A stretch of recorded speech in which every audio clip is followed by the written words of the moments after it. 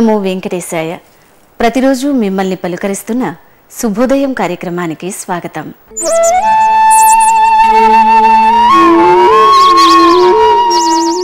మంగళకరమైన మంగళవారం హనుమాన్ సుప్రభాతం ఆలకిద్దాం.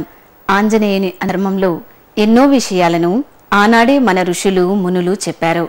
వాటిలో కొన్ని విషయాలను ఋషివాక్యం ద్వారా తెలుసుకుందాం. శ్రీ వెంకటేశాయ శ్రీనివాసాయ గోవిందాయ నమో నమః. నమో మహద్భ్యో ఋషిభ్యో గురుభ్యో నమః.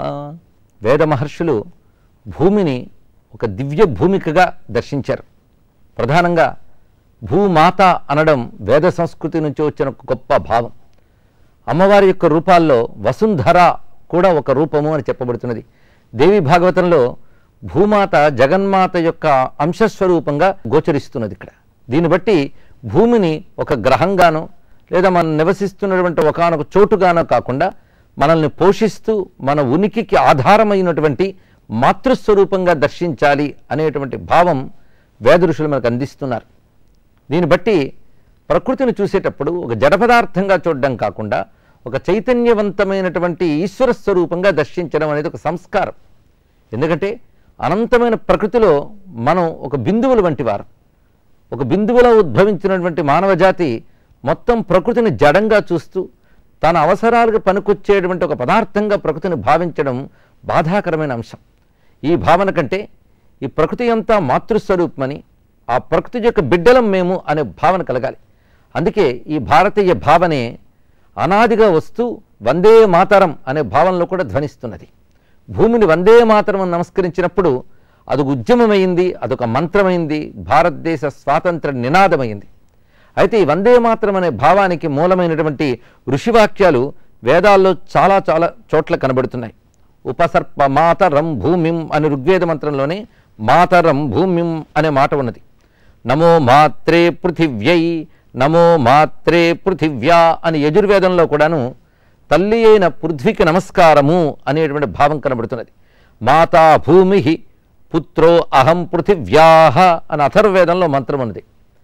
తల్లి భూదేవి, నేను ఆ తల్లికి బిడ్డను అని. అంటే భూమికి మనకున్న అనుబంధాన్ని కూడా ఇక్కడ చూపిస్తున్నారు. ఇక్కడ ఆ కారణం చేతనే మన దినచర్యలో కూడా ఒక భాగాన్ని ఏర్పాటు చేశారు పెద్దలు. పొద్దున్న లేస్తూనే ముందుగా దేవతల్ని తల్లిదండ్రుల్ని తలంచుకుని భూమిపై కాలు మోపే ముందు భూమికి కూడా నమస్కరిస్తారు. సముద్ర వసనే దేవి పర్వతస్తన మండలే విష్ణుపత్ని నమస్తుభ్యం పాదస్పర్శం క్షమస్వమే అని చెప్పి నమస్కరిస్తారు. అంటే ఓ తల్లి విష్ణుపత్నివేనో భూదేవి, నేను పాదం పెడుతున్నాను నీపై, నన్ను క్షమించు అని. అంటే ఎంత సున్నితమైన సుకుమారమైన భావం అందులో పరిశీలించాలి. ఇది కేవలం ఒక నమ్మకమనో భ్రాంతి అనో కాకుండా ఇందులో ఉన్నటువంటి భావం ఏదో గ్రహించగలగాలి. మన యొక్క విశ్వాసాలన్నీ కూడా భ్రాంతులు అనకుండా అవి భావ సంస్కారాలుగా దర్శించగలగాలి. అందుకే భూమిని ఓ తల్లి అని సంబోధిస్తున్నారు. అలాగే నాట్యశాస్త్రంలో కూడా ఆ నాట్యం చేసే ముందు ఆ నట్టువ కత్తెలు అంటే నాట్యం చేసేటువంటి స్త్రీలు, అదేవిధంగా పురుషులు కూడా ముందు భూమికి నమస్కారం చేస్తారు.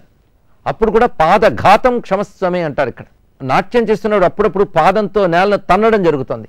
ఓ తల్లిని నేను ఇలా తంతున్నాను, నన్ను క్షమించు అని. అంటే అనివార్యంగా పాదం పెట్టవలసి వస్తోంది, నన్ను మన్నించు అనే భావం కనబడుతున్నది ఇక్కడ. అంతేకాదు జగన్మాత భూమాత ఈ రెండు ఒకే స్వరూపంగా చూసినటువంటి సంస్కారంలో ఉన్నటువంటి ఆంతర్యం, సత్యం, వాస్తవం ఏంటో పరిశీలిద్దాం. కొంతమంది వందే మాతరం అనే మాట వింటేనే విరుచుకుపడతారు.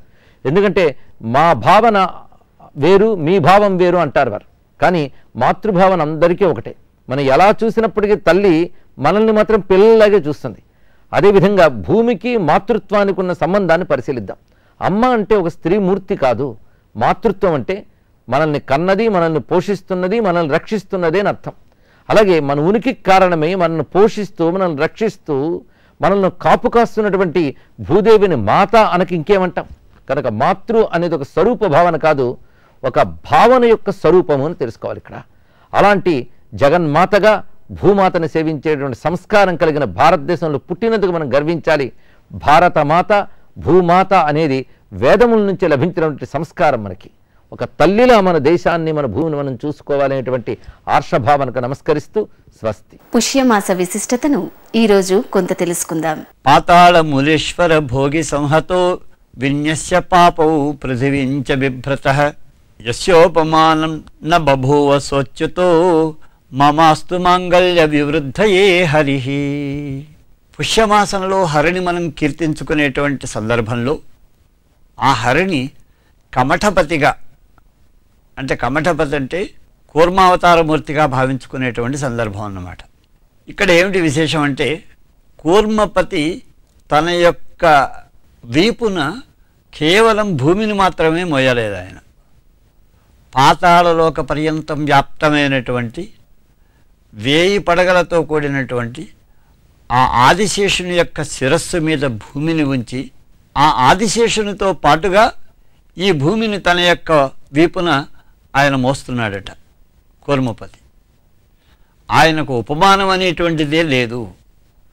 అటువంటి అచ్యుతుడు ఆ శ్రీహరి నాకు సర్వవిధములైనటువంటి మంగళములను ప్రసాదించుగాక అనేటువంటిది ఈ శ్లోకంలో అంతరార్థం.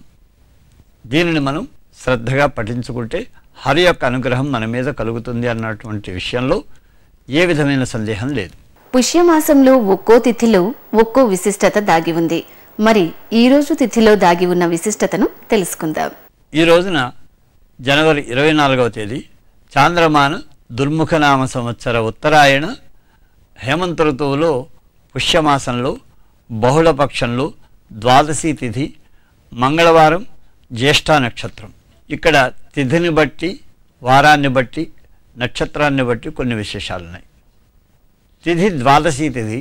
ఈ రోజున విష్ణు పూజనం చేసుకోవచ్చు. ఏకాదశి నాడు ఉపవాసం ఉన్నటువంటి వారందరూ కూడా ఈ రోజున ద్వాదశి పారణం అనేటువంటిది చేస్తారు.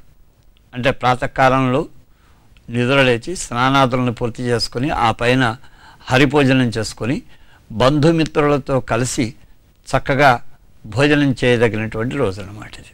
మంగళవారం కనుక కుజ సంబంధమైనటువంటి జపాలను చేసుకోవచ్చు. జ్యేష్ఠ నక్షత్రం అనేటువంటిది ఇంద్రప్రియమైనటువంటి నక్షత్రం కనుక ఇంద్ర పూజనాధికం మనం చేసుకోవచ్చు. ఇవి ఈనాటి తిథికి సంబంధించినటువంటి విశేషాలు.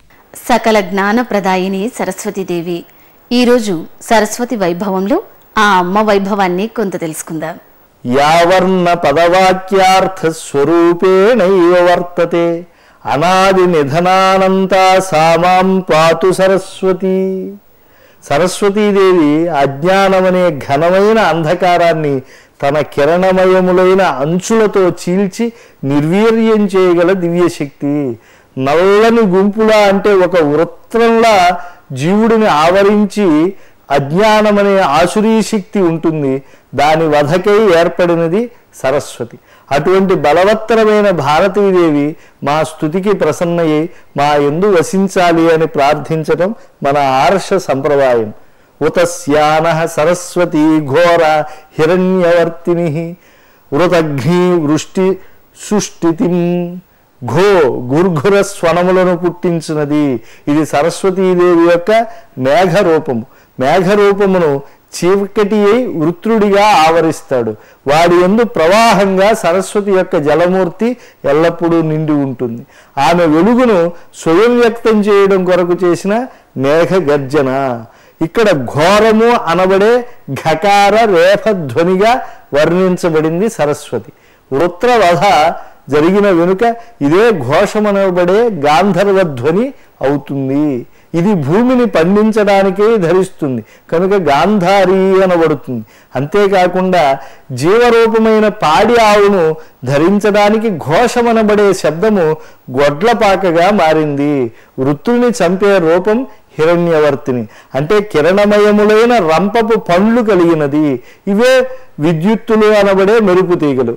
వృత్రుడు చుట్టుకుని ఉన్న రూపం నుండి చీల్చబడి వర్తనములుగా అంటే రంపపు పలువరస రూపంలో వ్యక్తమవుతుంది. అంటే మానవుడి దంతముల వరుసచే వర్తించు సరస్వతియే వాగ్రూపములో అజ్ఞానాన్ని బాగా చీల్చి జ్ఞానంగా వ్యాఖ్యానింపగలదు అని అంతరార్థం. సందేహం అభ్యాస క్రియలందు అజ్ఞానమై సందేహము తీరుతున్న స్థితిలో అదే జ్ఞానముగా పరిణమిస్తోంది.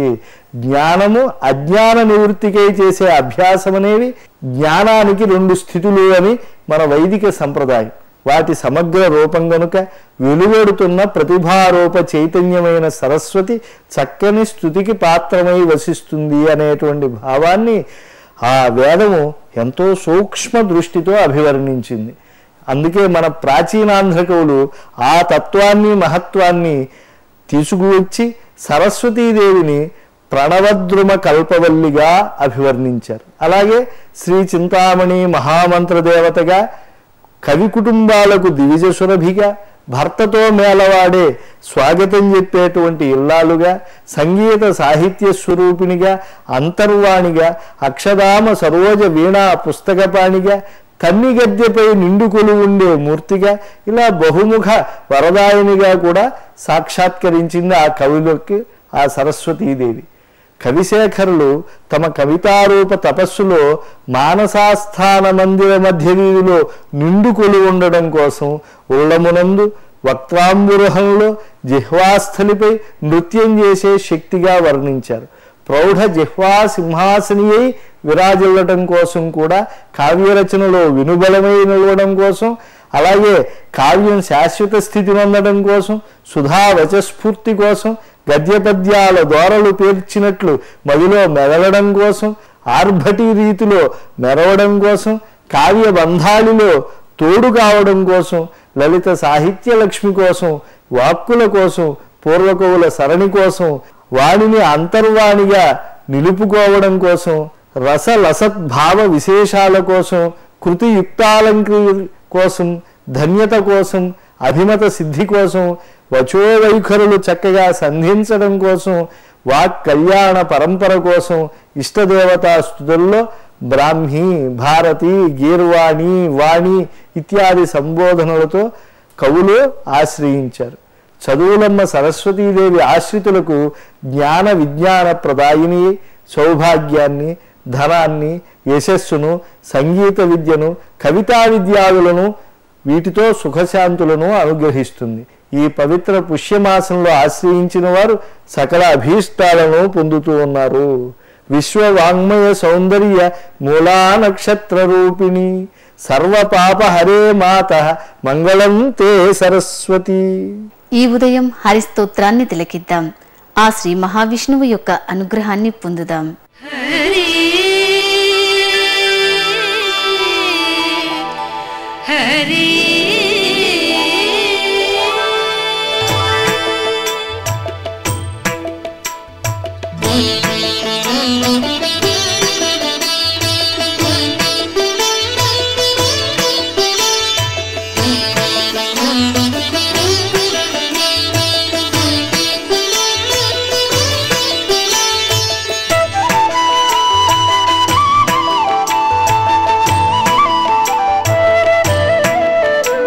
జగజ్జాలపాలం కనత్కంఠమాలం శరచంద్రపాలం మహాదైత్యకాలం నమో నీలకాయం దురావారమాయం సుపద్మాసహాయం భజేహం భజేహం. జగజ్జాలపాలం కనత్కంఠమాలం శరచంద్రపాలం మహాదైత్యకాలం నమో నీలకాయం దురావారమాయం సుపద్మాసహాయం భజేహం భజేహం.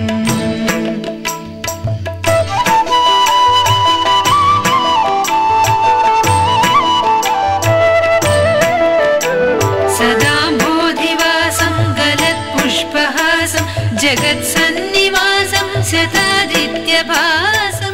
ఈనాటి శుభోదయం కార్యక్రమం మిమ్మల్ని ఎంతగానో అలరించిందని ఆశిస్తూ రేపటి శుభోదయం కార్యక్రమంలో కలుద్దాం.